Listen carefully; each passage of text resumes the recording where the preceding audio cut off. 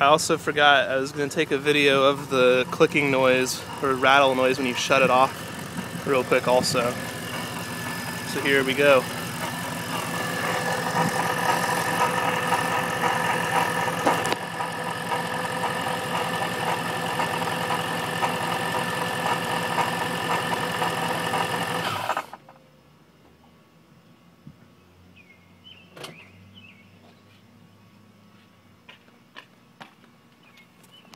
And that's it.